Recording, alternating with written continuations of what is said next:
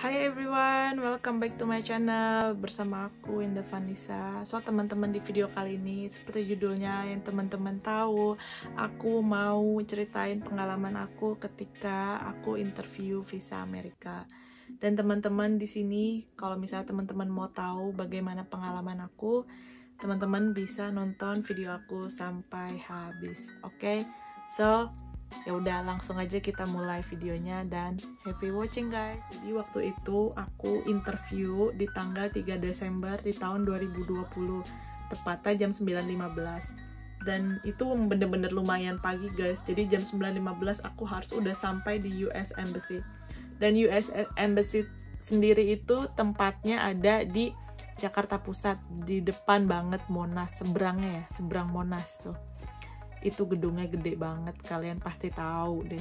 Kalau kalian udah pernah ngelewatin Monas, pastilah teman-teman di sini udah pernah ngelewatin ya kan.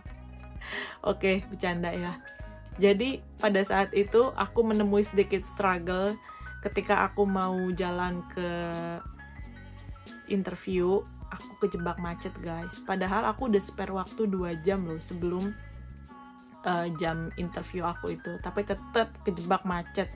Waktu itu aku kejebak macet, tapi alhamdulillah terselamatkan gara-gara aku naik komuter line. Karena awalnya aku naik Grab car, stuck di jalan. Akhirnya ujung-ujungnya aku naik komuter line dan alhamdulillah kekejar waktunya. Ya udah, terus habis dari situ langsung ya. Aku pas pada aku sampai di depan US Embassy, aku bilang ke ada bapak security-nya kan yang jaga gitu, karena kita nggak bisa langsung nyelonong masuk ke dalam kan, harus ada prosedurnya gitu. Aku bilang ke bapak security-nya, aku bilang, "Pagi Pak, saya hari ini ada jadwal interview di jam 9.15. Padahal aku sampai depan US Embassy itu sekitar jam 9:05 gitu guys. Tapi aku harus tetap tunggu di luar, nggak bisa langsung masuk ke dalam ya kan." Terus bapak security bilang, "Oh iya mbak, tunggu di deket sana dulu, ada di deket gardu tuh, itu gardunya di depan kayak deket US Embassy gitu, dan situ juga ada beberapa orang juga pada nunggu yang dapat jadwal interview pada hari itu gitu guys." So ya udah, aku tunggu di situ. Terus nggak berapa lama kita dipanggil, panggilnya itu kayak dua-dua gitu guys, nggak gerombolan gitu. Padahal pas waktu kita nunggu dipanggil itu di deket gardu ada sekitar kayak 5 atau 6 orang gitu, kita tuh nunggu untuk jadwal interview ya kan. Untuk nunggu dipanggil interview. Udah aku dipanggil sama satu ada mbak-mbak juga, tuh udah kita jalan. Terus pas sebelum masuk dicek dulu dokumen kita, ada petugasnya. Kayak beberapa hal yang memang dianjurkan untuk dibawa pada saat interview dicek dulu. Setelah lengkap udah kita masuk ke dalam. Dan belum sampai situ guys, belum sampai dalam, sorry. Jadi pas sampai depan itu ada petugas lagi yang mereka bilang segala alat elektronik kayak handphone, terus kabel chargeran, terus power bank, terus juga kalau kalian bawa kayak token gitu, token kayak M-banking gitu, itu harus ditaruh dulu di penitipan barang. Di sana ada penitipan barang ya guys, ditungguin gitu sama petugas dari US Embassy di Jakarta. Itu aman kok guys, jadi kalau kalian udah selesai interview, kalian bisa ambil lagi kayak gitu. Jadi ketika kalian masuk ke ruang interview itu, kalian bener-bener nggak boleh bawa alat elektronik gitu. Jadi kalian bener-bener bawa dokumen yang diperlukan aja gitu istilahnya. Udah, kalian bawa dokumen, terus kalian masuk ke dalam ruangan interview gitu guys ya kan. Udah, terus pas waktu itu aku pas masuk ke ruangan interview itu kayak ngantri gitu kan guys, karena gini, ruangan interviewnya itu bukan yang kalian pikir kayak ruangan interview kerja kalian bisa duduk-duduk gitu nunggu. Ini enggak guys, ini tuh kita berdiri kayak lagi nunggu loket gitu. Tapi di sini aku bilang ke teman-teman, apalagi yang perempuan ya, jangan pakai high heels karena kalian bakalan pegel nunggu antrian interview. Karena waktu itu aku emang menel banget gitu, mau terlihat kelihatan proper, aku sok-sokan pakai heels. Dan ketika aku pulang interview, kaki sumpah pegel banget karena nunggu interview kan. Sebenarnya antriannya nggak ngebludak ya guys, cuma namanya interview kan pasti kita satu orang aja tuh pertanyaannya mungkin membutuhkan waktu beberapa menit gitu kan. Makanya aku bilang kayak nunggunya lumayan lama gitu. Jadi kalian sebelum interview make sure udah sarapan kayak gitu. Jadi pas nunggu itu nggak kelaparan gitu istilahnya.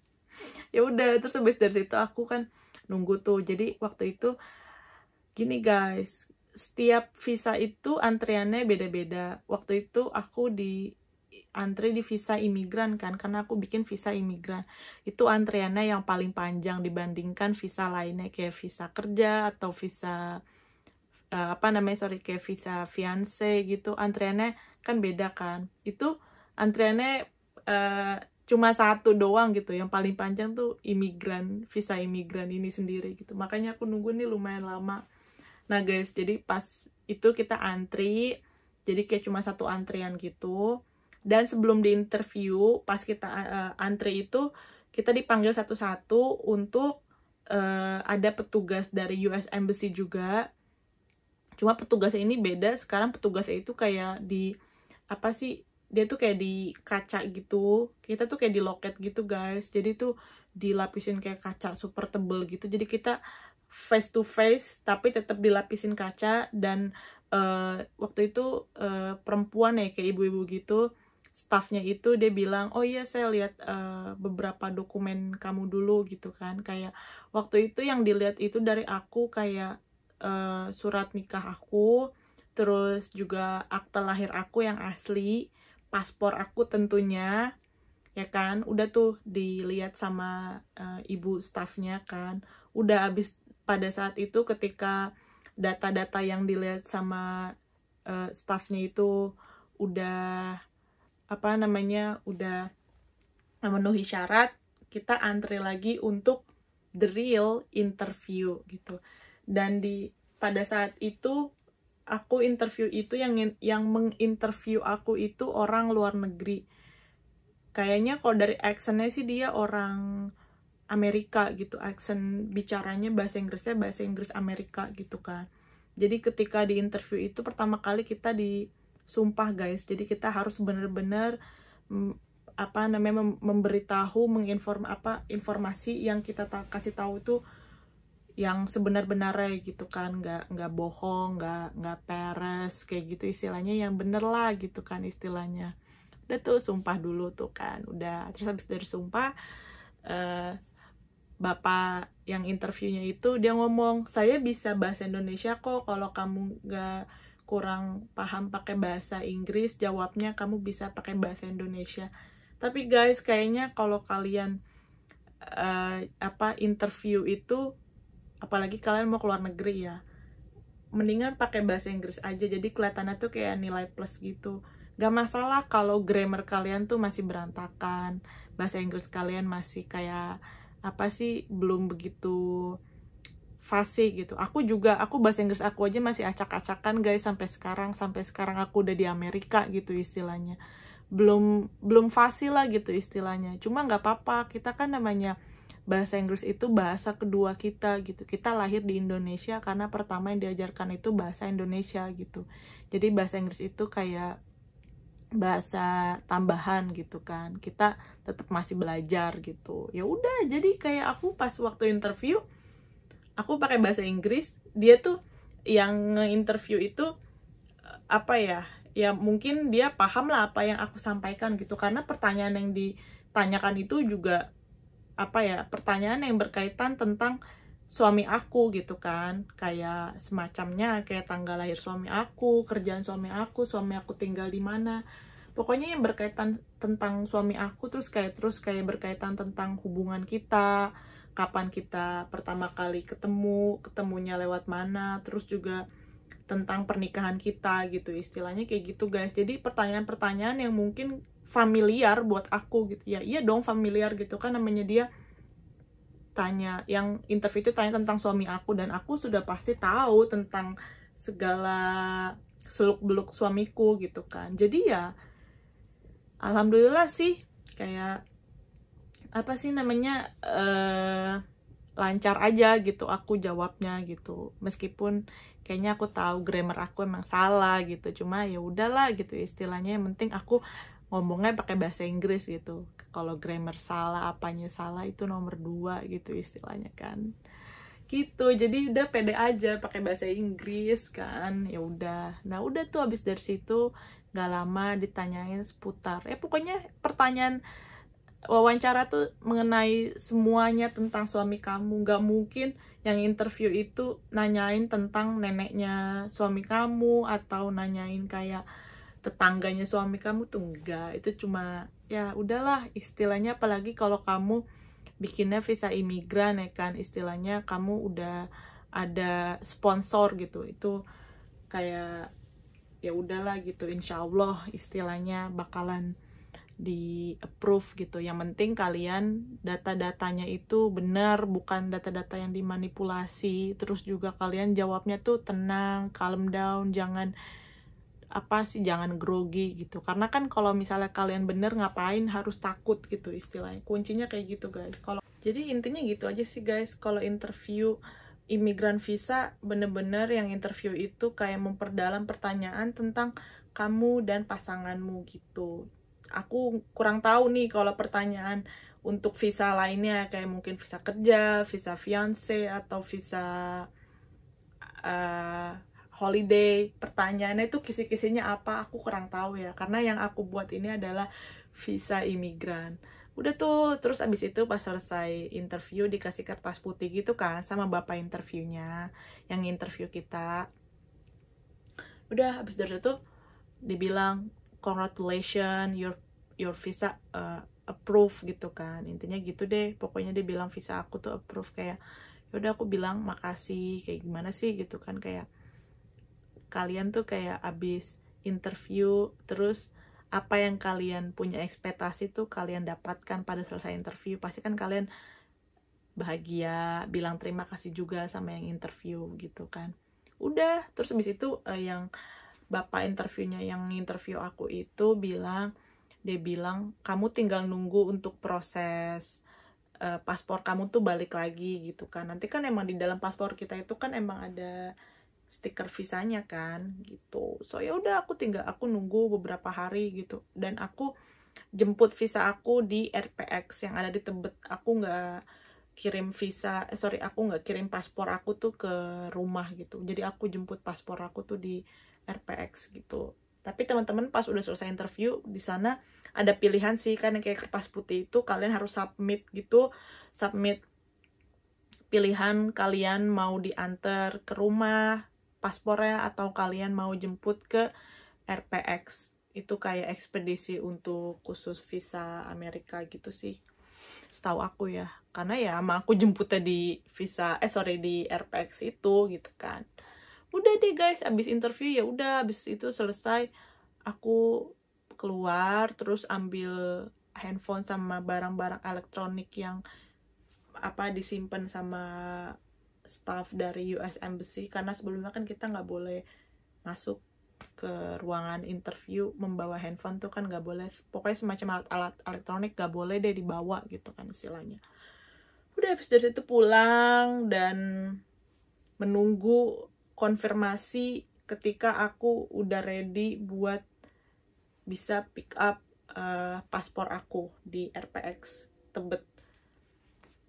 Jadi gitu aja sih guys istilahnya pas aku waktu interview, pengalaman aku. Ya pas kalian interview itu, apalagi interview visa imigran ya, pertama kalian harus bener-bener tahu seluk-beluk suami kalian deh gitu istilahnya. Kalau kalian emang udah tahu, namanya udah nikah kan, harus cari tahu lebih lagi gitu, dan lebih diinget-inget lagi gitu istilahnya.